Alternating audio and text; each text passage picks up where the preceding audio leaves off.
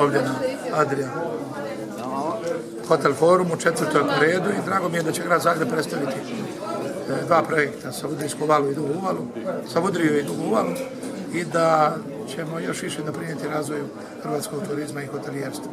Poznate da smo imali prošle godine 19% više dolazaka, 20% više noćenja, da smo proglašeni najjadren toj Evropi i to moramo 2016. braniti. To znači da moramo dizati letvicu i moramo pomicati granice, a to je najteže. Ali mi volimo izazove.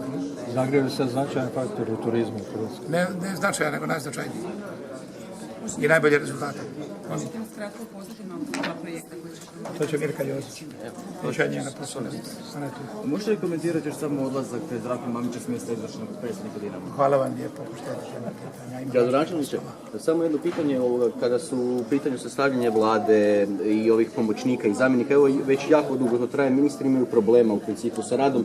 Da li te političke igre u vijeću za suradnju oko sastavljanja pomoćnika i kadroviranja traju predugo i čine štetu stabilnoj vladi?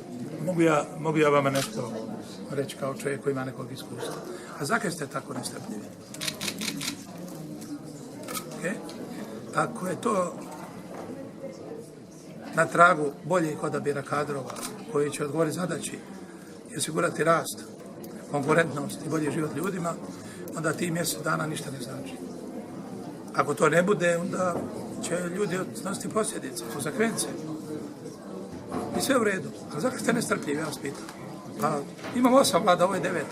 Pa bilo je više natezanja. Sjetite se Račanove vlade.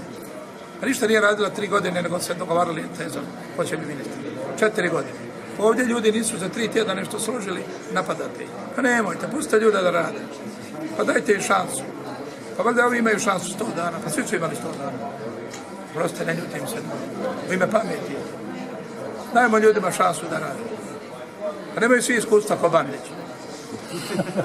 Možda i vi to... Pa nemaju svi iskustva, nemaju isto svi kuraža da donesu odluku za 5 minuta.